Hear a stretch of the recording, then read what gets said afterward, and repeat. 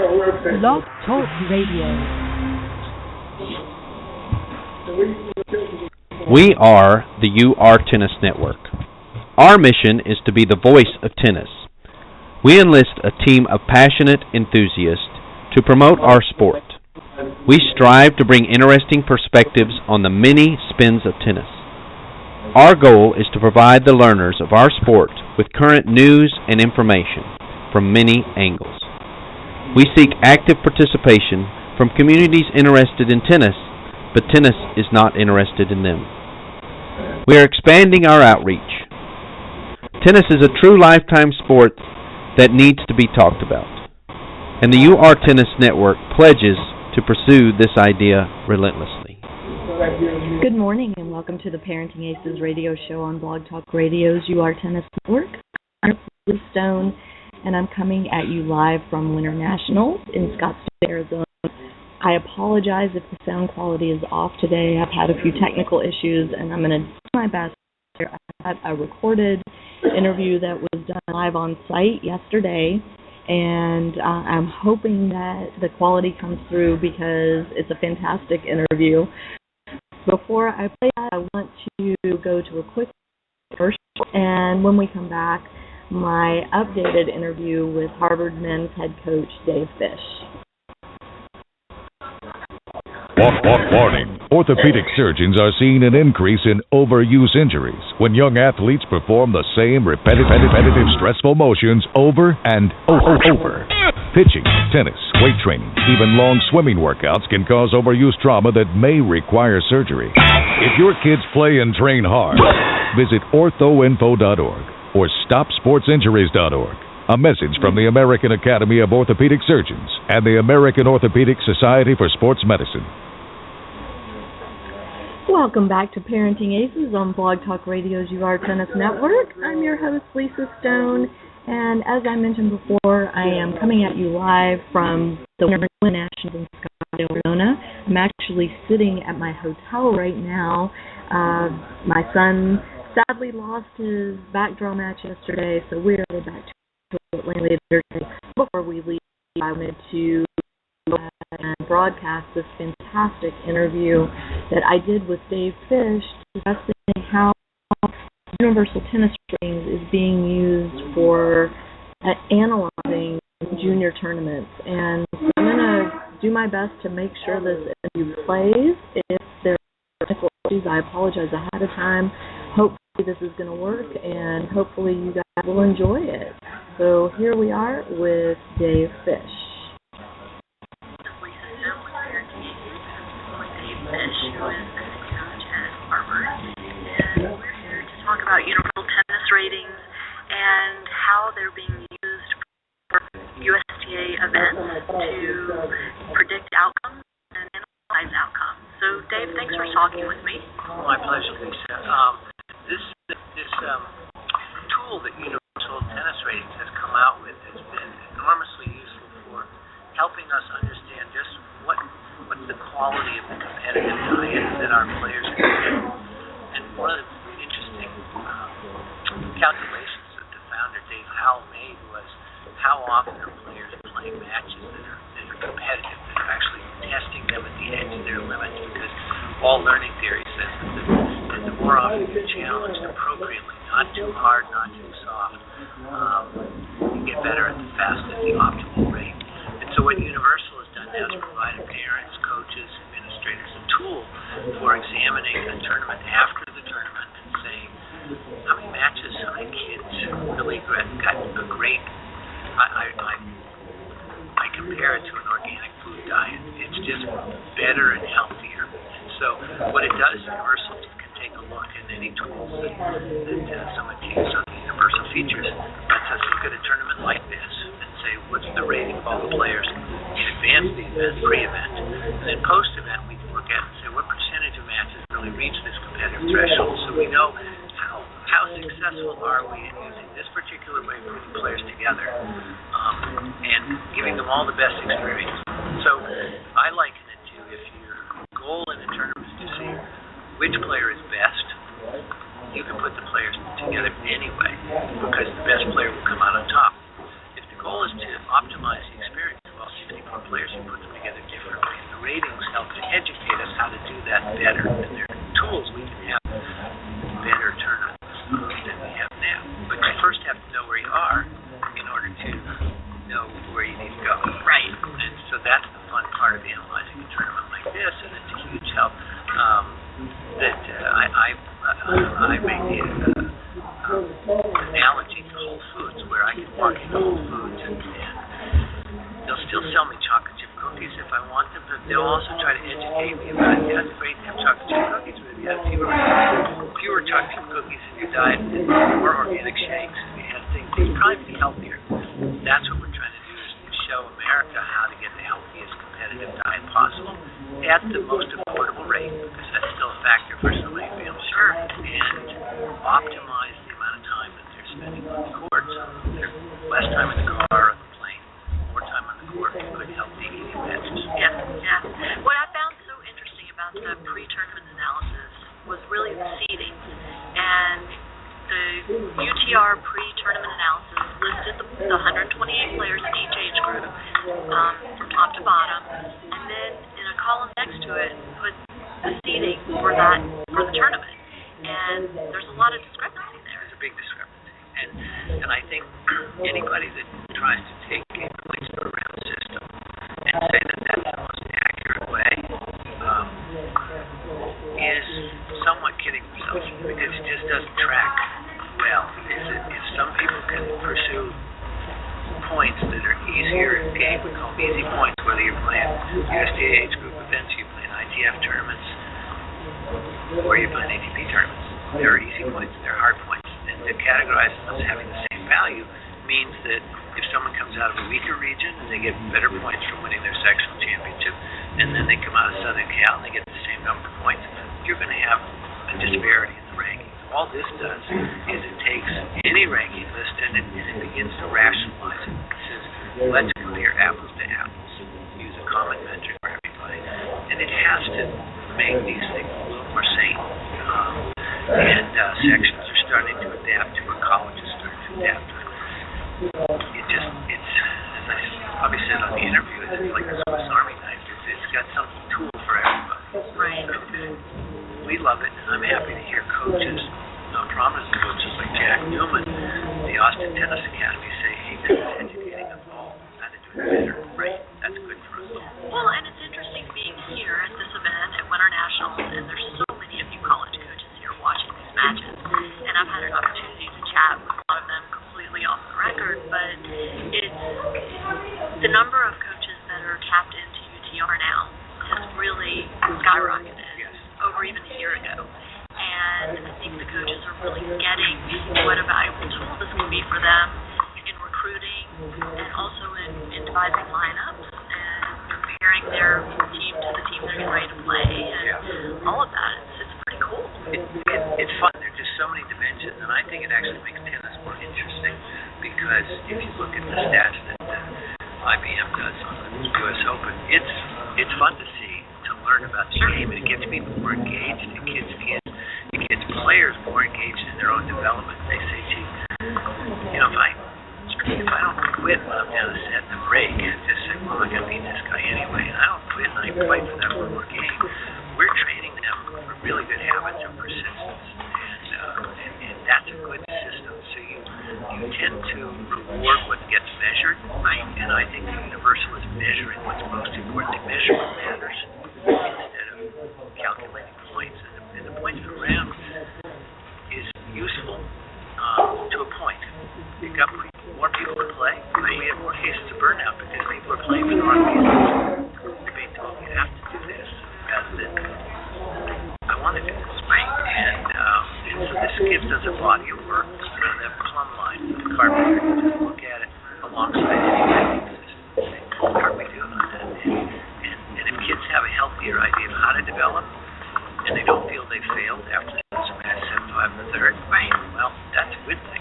And it shows who are the comers, because usually you will get close before you break through. Sure. And that shouldn't feel like a failure. That should feel like I'm getting closer. Progress. Yeah, that's progress. And I mean, I'm going to just interject my personal story here, because my son's playing in this tournament, and when your list came out, the UTR and came out for this tournament, my son was pretty much in the middle of the pack, which is exactly what I expected. And his first round, he played the kid who is number 19 or 17 on the ordered list. And my son won the match. And so that was a big win for him.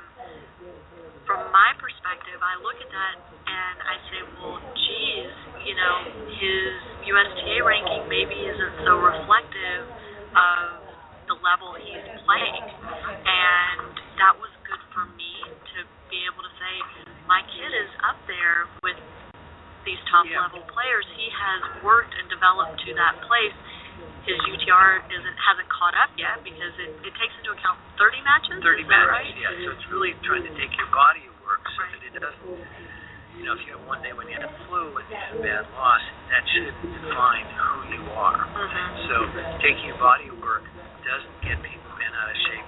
It's like the stock market. If you wake up every day and you're going to live and die by going up a point or so, right, you're not going to be a very happy investor. I say, look at my body of work, building my body of work. That's good. Yeah. And so we like that. It doesn't put too much pressure on any one single performance. Right. And again, from a personal perspective, this tournament's been so awesome for my kid because every singles match he played was against somebody that was rated way higher than he was, and he came close. He was one of those that you were talking about that he lost in 3 sets, both of his losses. So that's a good tournament. It's a great tournament, and instead of it being a pass-fail course, you get credit for whatever work you do. Yeah, there's maybe a B+ there.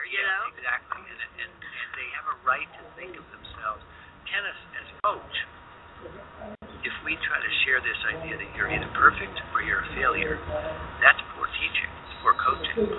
But we also have to educate the young people about what that's like to be a high performer. There's a difference between being perfect and a difference between being excellent. And excellent includes error.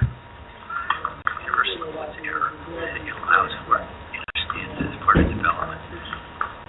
Everybody does. So where do you think this tool is going to go? Do you think that we're going to start to see USTA events incorporating UTR for seeding purposes, for selection purposes? It's already happening. It is happening. It's inevitable. Okay. Because in the same way we talked about in the interview is that tennis is international. It doesn't know any reason. In fact, international federations, correctional federations, those are artifacts of it. It just grew up that way. But now we have a chance with the capacity for big data aggregation to look and say, let's have everybody in the world rated. And would that be helpful? It would be helpful for our kids who are playing France in the summer. They know where they belong right away. Kids come over to Jamie Lowe, went to UNC. She had to play through 11 rounds in the American Championships to win it. Well, she should have to play through 11 rounds. If someone gets into the U.S. Open qualifier, that'd be wonderful based on their first tennis rating. They're good enough. Let them play. Then you've kept hope alive for everybody in the system, whether it's the junior coming up playing the college JV player or the D3 player.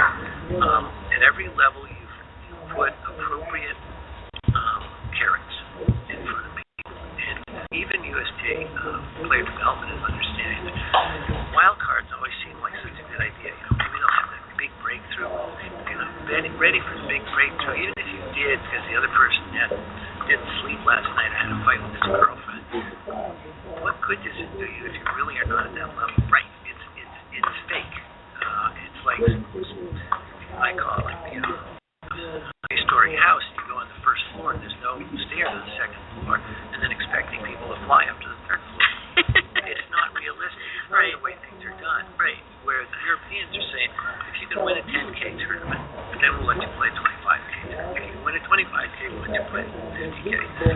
That earned advancement in its absolute sense, not just because we make jokes with this hoop. Right. Well, and I think that's one of the challenges with junior tennis is because of the points per round system, like you said, you've got kids flying all over, driving all over to play events to earn the easy points, and then they have this false sense of, well, I belong at that next level. They get to the next level and they get wiped off the court. I've fallen victim to that mode of thought too. And what's interesting for me is this particular tournament, I wasn't sure my son would get in. He wasn't sure he kind of, yeah. He wasn't sure he'd get in. I wasn't sure he'd get in. Really, the reason he wanted to play, because he's already committed to college, the reason he wanted to play is that 3 of his fellow commits were playing, and they hadn't met, and it was going to be a chance to get to meet them and spend some time together before they show up for their first day of class. And yet here he's here, and he's right there. He belongs. He belongs. That's a much healthier way. If imagine, we talk about inflation and American grading systems. Everybody's got to be happy. Everybody gets a trophy. Right. But are we really doing people a favor? No question. No. It's a disaster. If you prepared well for a test, you want a hard test. Yes. You don't want an easy test yes. where everybody gets an A. Well, if you give people points for finding a weak event, that's getting an A. You really haven't done anything. Well, so then can you blame the kid who ends up thinking, well, this is my metric of success? I think this is what I need to do. Why am I not getting better? That's like feeding them junk food. They're happy, and your kids, you can eat ice cream all the time and feel good. I'm a good parent. Right. No, you're not. I have a story about that too. My son played a tournament, just a local tournament, and he won the tournament. And the kid he beat in the first round actually should have been the final. Like they were the 2 best players in the tournament. But he met him in the first round, he beat him in the first round, he winds up winning the tournament, and he gets his trophy. And I'm like, oh my gosh, that's so awesome, let me take a picture, I'm going to write about it. He's like, Mom, do not, you can take the picture, please don't write about this. This is a local tournament, it was not a big deal. In fact, I don't really want people to know I played it. And I said, really? But you won the tournament. He's like, but Mom, look who I played. This was not a challenge. If I had lost, I would have been mortified. And the kids know that. Yes. They this can was a try couple to years jump ago. through the right hoops, but they know the proof. And parents don't know any better either unless we help educate them about what is organic eating versus junk food. Right. So I'll give you an example. We had the New York State High School Championships, because all the kids on Long Island are some of the best kids in the section. They would play through a district, so the best girl would often beat the next best girl in the first round of the district tournament to get to the high school championship. Wow.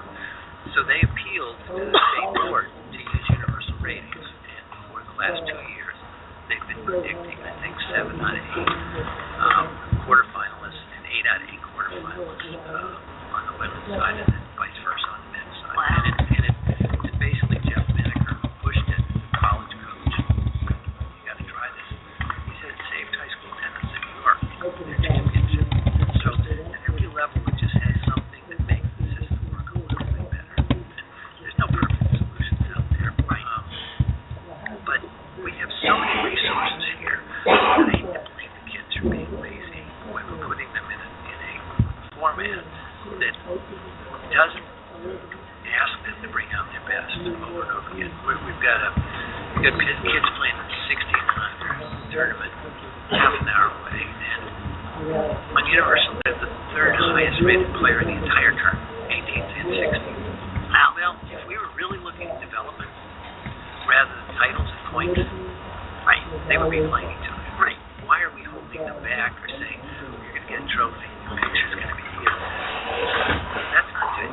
That's like grade inflation. Right. So what? Are you really getting better? Great. And if people, and it's much better to tell kids that they respond to the truth, and they grow up to the responsibility of that. I agree with that. I do.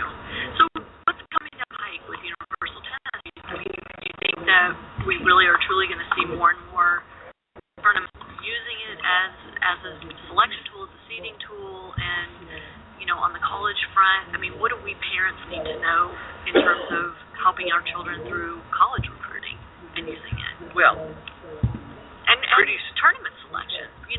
For our own kids, like trying to figure out which tournament to sign up for. How do we use it for that? That's what I love about it. We had a parent call us 2 years ago, one of the early adopters.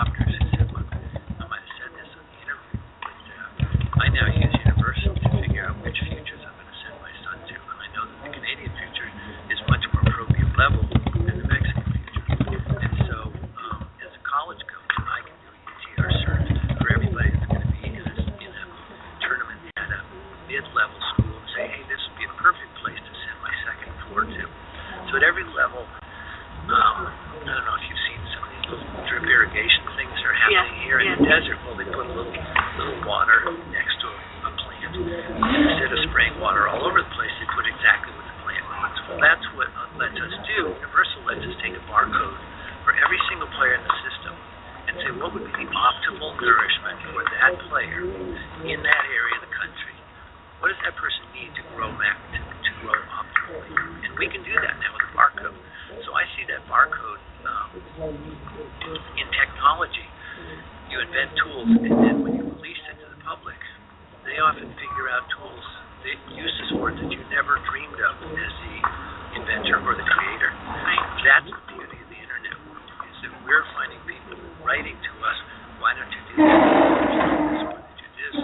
So in a way, it sounds a little socialistic, not meant to, but it's kind of people's rating system. Yeah. It's like everybody has something that they can get out of it and use it as a tool. So parents can make better choices. If money is important, you can figure out how to get to an ITA summer circuit that is much cheaper than going to a hotel a long way away. If we're doing a college and we want to invite Amherst, well, yeah, they're Division III, but they're really good. If their kids' university ratings are high enough, they should be in our tournament. Right. And so it begins to break down these membranes that have just risen up because we tried to organize tennis. We thought that's the best way to excel at tennis, and actually, it's breaking the fragmentation up, the stratification that is actually going to reconnect these synapses that make tennis better. Yeah. So there's a huge evolution, not a revolution, going on that people are recognizing, and the really smart sections are embracing it. They're educating people about the tool, saying, here, sign up, it's free. Once everybody uses it, then they begin to get educated about it. They begin to think more sensibly about development. They begin to make the choices, and associations can do the same thing. So NorCal did a brilliant thing. They said, we put together a top 32 tournament. We're going to select the first 24 based on their UTR. But in order for people to still realize that their points per round makes a difference, we're going to have the last 8 be selected on your points per round. So the parents now buy it. They say, and eventually people say, why aren't you using it for all 32? Yeah. But the point with Universal has never been to restrict access, but to open access. Sure. So our sense is, if you're going to restrict the competition to top 16, well, instead of selecting top 16 and say tough luck 17, why not leave 2 qualifying spots and have a 4-person playoff the way the USTA does for a wild card? Mm-hmm. You know, they have a wild card down in Boca, and they'll have 4 people play off. That's earned advancement. Right. Well, depending on how those 4 are chosen. Exactly. And you're always going to have right. arguments about that. Right. But if you open up the access point, it's like the brilliance of the national playoffs. I don't know if we talked about this, but the U.S. Open as a qualifier. Right. Now the USTA has done a really brilliant thing, which is to have a national open playoff where theoretically anybody in the country can win the U.S. Open. Right. Now we know that's not going to happen. Right. But hopefully for a fee. For a fee. Exactly. So a big fee. A big fee. Yeah. But imagine if they used Universal to have people come in at the appropriate level. Yes. So the celebrity who goes in and gets shellacked by a decent player gets to play another half and have a good time, get a T-shirt, and before you get beaten by someone who's a little better. Yeah. It doesn't have to be humiliation just to have, say, we have this open faucet, anybody can get in. Right. So there are sensible ways to reform things, and so I think 2 things are going to happen.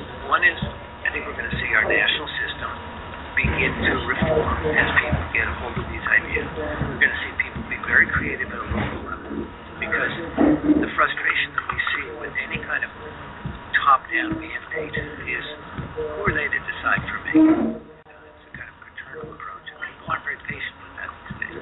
But if you release the tools to people and say, try it out, don't be forcing you to do this, people get enormously creative. They put their local passion into it, they put their local money into it, they put sponsors into it, and they take pride because it matters what you do locally. And at every level, tennis is always local. Sure. Whether you're local at Bollettieri's, or whether you're local at Port Washington, it's still local. You get a group of people together to make each other better. Right. College team, same thing. All right, so let's talk about, because USTA just announced they're changing the selection process for national plays and art courts for 2015. They're still using the quota system, but now they're leaving some room for kids that don't play USTA sectional events and to avoid some of the mess that happened last summer.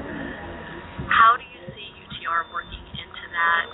Is there a way to reconcile using quotas with UTR to make things more equitable on a national basis? I mean, have you thought about that? I would pose the question, why are quotas important? If it's about getting kids the best diet, let's get kids so that they get the best diet of competition. Okay, but we know that's not the answer. We know the answer is it's because we need all 17 sections represented at our national event. I think they can all be represented, but I think it's doing kids disservice in letting a kid that should be at the first floor start at the third floor. Right. I don't think that does anybody any good, and someone has to be honest enough to tell the truth about that. Now, big organizations, you try to change the tax code in the United States. Yeah. It doesn't change very easily because there are a lot of forces that will keep stabilizing that system because it works for some people, it doesn't work for other people. And that's why universal energy and influence has been best as external influence. It's designed just to have people, they just have a straight line against which to compare rationally. Is this the best we can do? Okay. And so some will change and some won't change. And the ones that don't change will become less relevant because they'll provide a less satisfying collective interest. You see, you're really, as a consumer now, you are an educated consumer about how to get the best competition for your son. Right. Right? And the college coach will now know how to get the best competition. So if the organizations that provide the experience don't change, they become less relevant. Okay, fair enough. And other people who say we can provide a better experience will provide that. And so the system will be enriched. If the goal is to get American tennis better, this makes American tennis better. If the goal of the USTA is to make everybody follow a certain set of rules in order to play in USTA tournament, that's not the USTA's mandate. The mandate is to do what's best for American tennis, not what's best for the USTA. Yes, I agree. Well, yes. So it gets back to clarity of mission. Okay. And it's important to ask questions. It's like, why does Ralph Nader, why was he good? Why did he ask questions about, is this really fair? Are we being fair to the consumer when we sell a car that doesn't work? That's it. Tough luck. No, they blame it on lemon laws. Right. Okay. So we're just educating. It's a mission to educate and a mission to enrich the experience of tennis. And so, are you telling me that our governing body is listening to what UTR has? Absolutely. And considering incorporating UTR on a more widespread basis? I mean, because from the parental side, I like to provide hope to people that are paying attention to parenting cases. I'm done with junior tennis. My kid, he's done. So none of this impacts us personally, but hopefully it's going to have a positive impact on the people coming up. I think that's a wonderful phrase that one generation plants a tree and the next generation sits in its shade. That's why we're doing this, is so that it can gradually evolve into a better experience. Just because we've made some mistakes in the direction they've been inadvertent. So the National Association is absolutely listening, but they have a lot of problems to address in a lot of constituencies. So change comes slowly. We have to be patient with the size of the challenge, not tolerant of doing it badly, but understand the change doesn't happen in the college format. We're wrestling. Everybody's got a different opinion about it. We're trying to make it more relevant. Same thing with junior tennis. We don't have college tennis, it's junior tennis. Right. So we're all in this together, including investigating wonderful people who are often working through a system that has got it's just grown up too big and too bureaucratic, and it's hard for any of those nobody's waking up tomorrow to try to mess up my day, my kid's experience. Right. And I think USDA is probably trying to get its hands around. There's this kind of independent source. Is that good or is it bad? And yes, we can't control it. Yes, we may not be able to brand it, but is it good or is it bad? If it's good for American tennis, then we should help it. Right.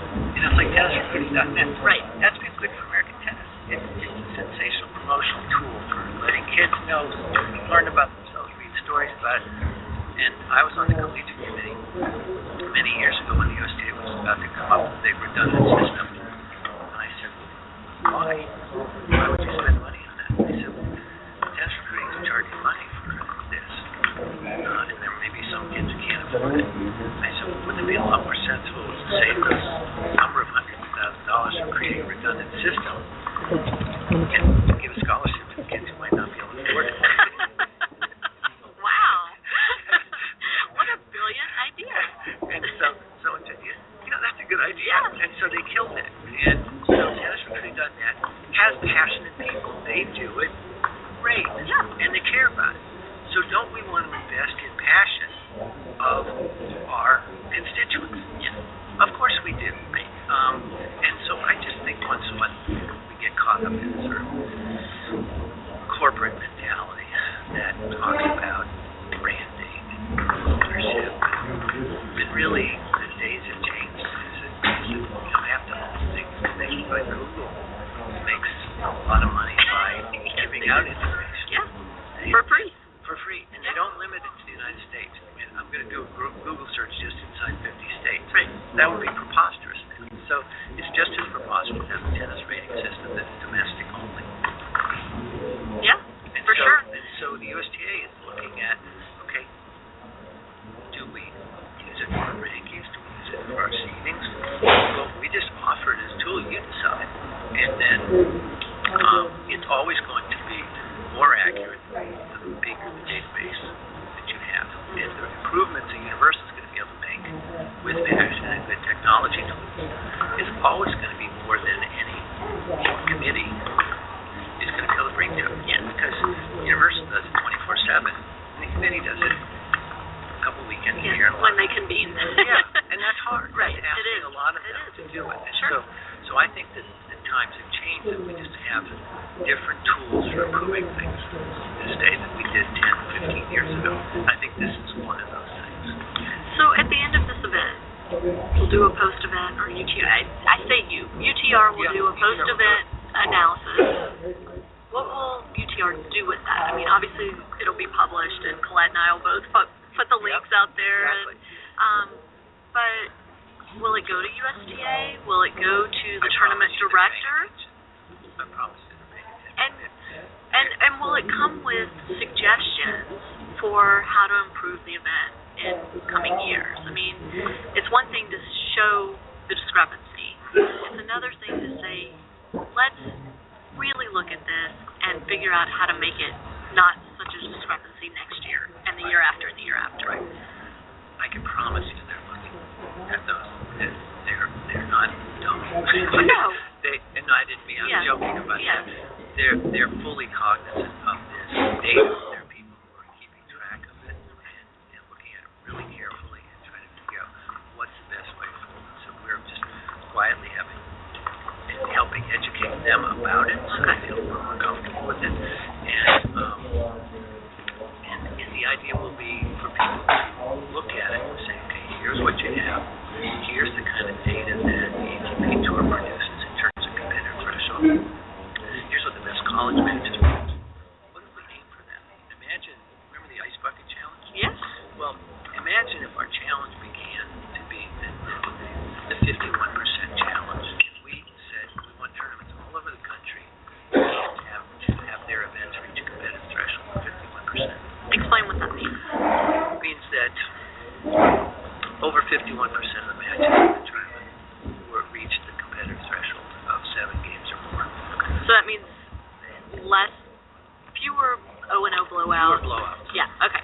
Many more constructive matches. Which was the impetus behind cutting the draw sizes at the national event. It was to get rid of those blowout matches. But they still existed. It Well, but it did improve the competitive threshold. It did. Because okay.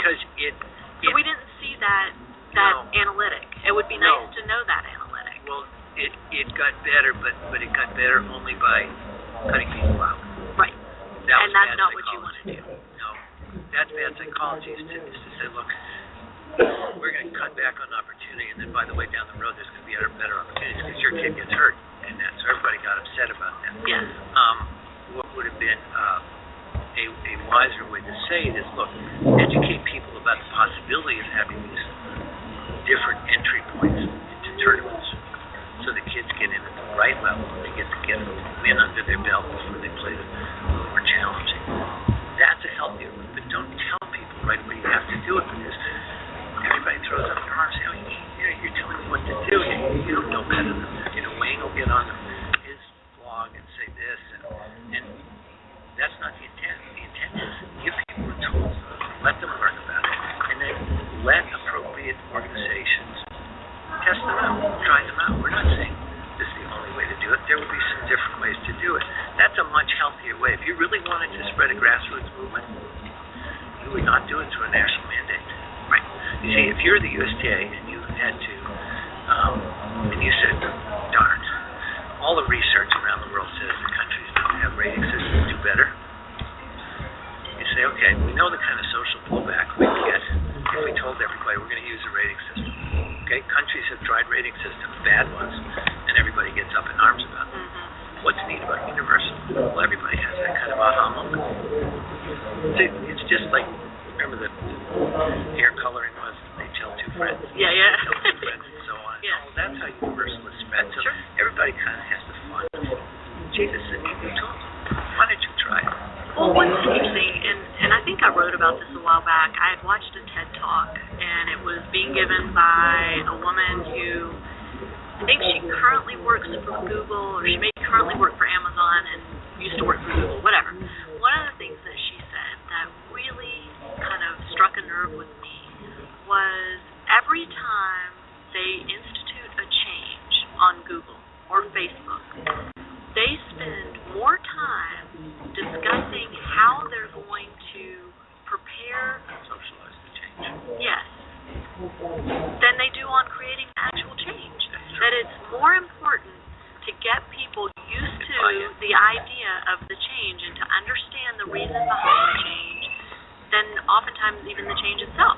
And that to me, I think I watched that right in the midst of some of the stuff that was happening with the rule changes in USDA, and I kept thinking, gosh, if this had been introduced differently, I think maybe we would have been less quick to lash out and maybe a little more open-minded to hearing the why behind it and what are you hoping to accomplish. Don't tell me bogus stuff. Tell me really.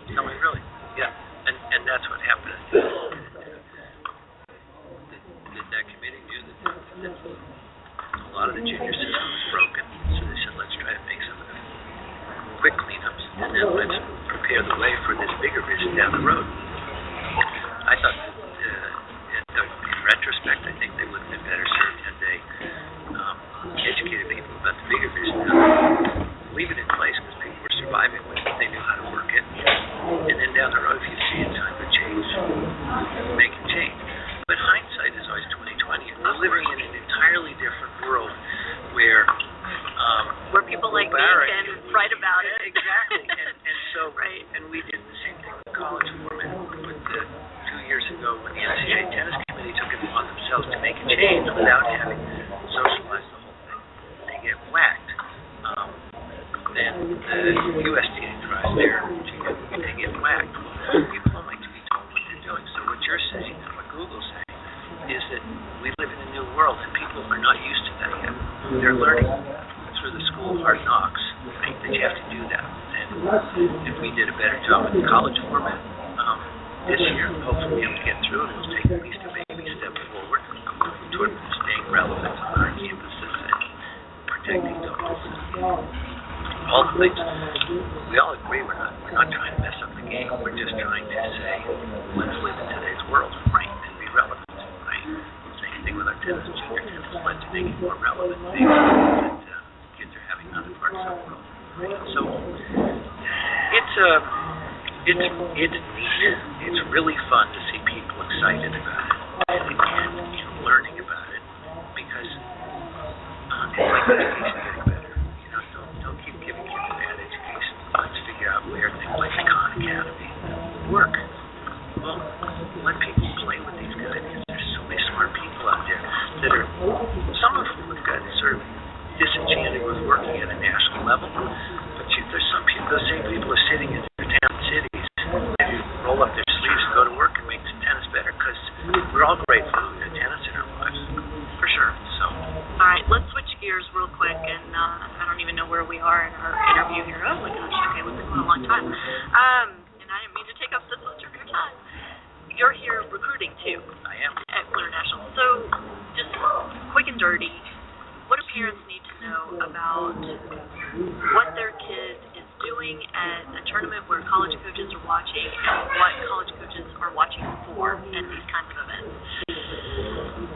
I can't speak for every college coach. I can't speak for us. Okay. But I often speak with parents generically about the process, because parents only go through it a couple of times. We go through it time and time again.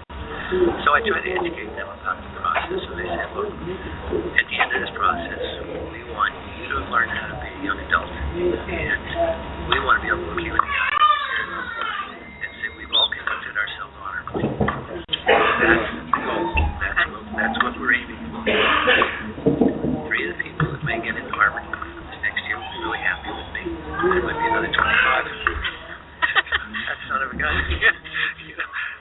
And so I say that right up front, because I don't have a magic wand. I can't take 25 people and help them. So I try to do the best I can. My responsibility, and I ask the young person to do what he or she can. The young adult process is a very important process. So I ask parents, we need to talk about financial aid. But anything that your son can handle on his own, let him, because the coach wants to know who's going to play on my team. How's he going to respond to criticism? What kind of teammates they're going to be? Don't carry their bags. Don't ever be seen carrying a bag. And let your son learn to plan in the same way when you're 14, you make the flight reservations. When they're 17, give them the thing. If it's important enough to get in this tournament, enter on time. It's a great lesson. And if you say, well, no, he's too busy, you try to get A's, you try to get C's, you really, you're selling them short. You're much more capable. And so coaches come in and we look for character. I was trying to get to that. We look for character right off the bat, because character handles a multitude of problems. Character says, I'm going to treat people well, I'm going to treat women well when they go to a party, I'm going to treat academic integrity well, I'm going to treat line calling well, I'm going to treat people like officials and other coaches and other players. I'm going to treat them with respect. Character handles all those things. You don't need a lot of rules. You go from character. Okay. And we also look for people who are they kind of go-givers? Do they relate well to their teammates, or are they all about being when they go on the court? They're both. They're all works in progress. Certainly to say, hey, it's a lot more fun to be with the kids that are go-givers than what's in it for me. So we do that. We look for the kids who, when things don't go well, they handle themselves like boys. They don't start blaming the world, saying, oh, God, why me? I have the worst luck in the world. And they're works in progress. We know that. And we're good at it. But the less baggage they bring, the better when they come on our team. So I just want to point out for my listeners that there was not one mention of whether they win the match or win the tournament or anything having to do with outcome on the tennis court. Yeah. No, they're gonna lose hundreds of matches in their career. And that's not what you're looking at as a college coach when you're scouting at a tournament. I'm looking at their upside potential. I'm looking at where they've come from, what kind of opportunities they've had. So the kid coming out of LA has probably got a much richer diet of competition than someone coming out of Maine. I'm looking at what kind of coaching they've had. So I'm factoring in all those things in the same way that when Harvard's looking at people from all over the world, they're saying people are coming from very different academic preparations, and we're looking to invest in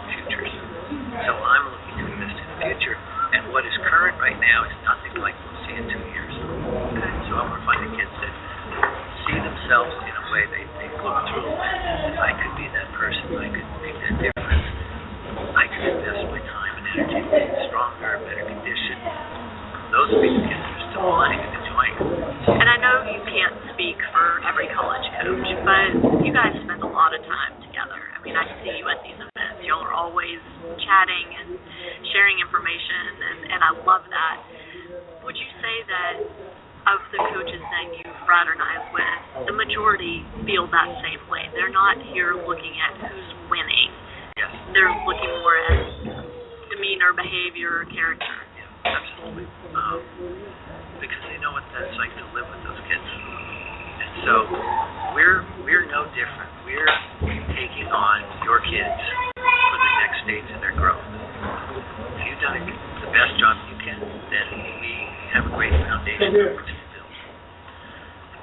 And I'm not saying all coaches are perfect, all parents aren't perfect, but boy, most of these coaches are really trying to do the right thing. They're really trying to help. They're not trying to walk it out. And there are different stages in their own development. And so I always tell parents we're in partnership with parents, not adversarial. We need to be working in the same direction, the same way we need to work in the same direction with junior coaches. And we're all part of the system. Right. So. And I mean, I keep, now that we're on the other side of it, I keep trying to kind of reaffirm that message that when you're sitting at a tournament and your kid's having a bad day, that they haven't blown their chance of playing college tennis. Absolutely not. And a better question, Brian Barker, who was James Blake's coach right through the juniors and coached him right through the pros, just is one of the most insightful coaches I know. Brian, no question when James came off the court. How did you answer? I love it. Pretty simple. Yeah. And Brian's values were unquestionable. This is what we stand for. And so James knew I'm going to have to answer that question when I go off the court. That's a pretty good litmus test. Yeah. And so when coaches measure the right thing, like we think the universal measures what matters. When coaches measure what matters, they get rewarded with what matters. And when they measure something else, they get rewarded with something else. And we parents need to understand that and trust it. Yes, for sure. And understand that when you hire a junior coach, that junior coach is being paid to make your kid the most important kid in the world. And college coach is just the opposite. We're trying to treat a family. And we can't treat everybody equally because you don't do that with your kids, right? But you do try to set up a situation that you're with your decision. They may not like you about that, but if they respect the process, that's what you're trying to achieve. And then they can all say, okay, I didn't like that. I didn't get to play where I thought I should play. But I trust that if it weren't me, it would be someone in that situation who would be upset with the coach that day. And then parents need to learn to trust that process and not interfere. Right? I have a rule. I will never talk to a parent about the child's position lineup. And I would hope the parents understand that that would be interfering with something that you don't want to infantilize your son or your daughter. Right. By saying, I need to interfere with this. No, they need your support to say, we brought you up to handle these things. Be an adult. Go in and talk to coach. Learn what you can do better. See what you haven't been doing that you need to do. And then pull your oar. Right. Make the team better. Don't come in and see how the team is there to make you better. Right. Right. And I think that's a huge lesson. And it's something that I've learned multiple times through my son's own junior development, and especially through the recruiting process. And I've written about this too, is just how blown away I was at his ability to take control of the process, to initiate contact with coaches, to follow up. I read emails that he had written, and I questioned whether he had had help writing those emails. Yeah. Because I had never seen anything like that come out of him, and was absolutely blown away and so proud that I was proud of myself too. I mean, I'm patting myself on the back too, because it took a lot for me to step back and allow him to manage this. That's not my personality to do that. So it was one of those things that I learned a lot about myself while I was learning a lot about my child. And I feel 100% confident that he's going to be totally fine when he goes to college. He knows what to do. Right. Well, that's the mark. That's the mark of a good leader. I'll be there cheering. That's right, and that's what you should be there. Yeah. This is your activity. I'll be there cheering. I love you anyway. Yeah. And And you know what it's like when your kids are growing up and they go out to the neighbors, and you know you just had, you know, your son wasn't making his bed on time, and you didn't clean up his room, you know, like, it's so embarrassing, my kid's not growing up right, and everybody's going to think I'm a bad parent. And then they go out with your neighbors, and they go out, oh, I love your son, he's just so good, so appropriate. Like, which one are you meeting? Who? And so our team is like that. You know, we'll hear these harebrained things, and then they'll go out and meet people, and they know what to do. And our kids are much more capable than we give them credit for. And I would say the little tagline is, these kids are capable of being much better players than we've given them an environment to produce themselves in. Yes, I agree with that too. And if we do that, you're going to get the Patrick McEnroe not trying to cull from a very small group of people, but you're going to get culling from groups of thousands of kids who can play. Won't that be awesome? That's awesome, and that's what we're all working toward. And so, so we need to be patient but not tolerant, and we need to push for change, but we need to do it understanding that nobody's setting out to give you a bad day, to mess things up, and keep doing our part. And so when we keep the conversation, the criticism positive, and we don't make it a question of intention or motives, we move the dial forward. We just create a lot of hot air. We don't move the dial forward. And we don't give our kids an example of what it's like to just roll up our sleeves and pitch in and make it better. We don't tell them how to be better teammates. Right? We have to do a little better. Yes, I agree.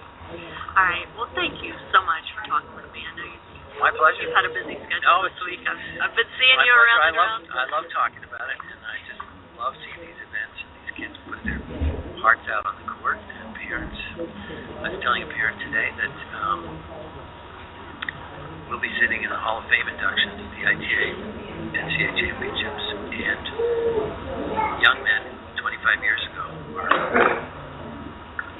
were standouts, are getting there and they're in tears thanking their parents. They said, I never could have done it without you. And that's the sacrifice you make. And you know as a parent that that's a gift. It's not a quid pro quo. No. It's not I'll get something back. It's a gift of love. And have at it. Yeah. And so sometimes you get lucky and you're rewarded for kids that do exceptional things, but if they're great kids, you're rewarded anyway.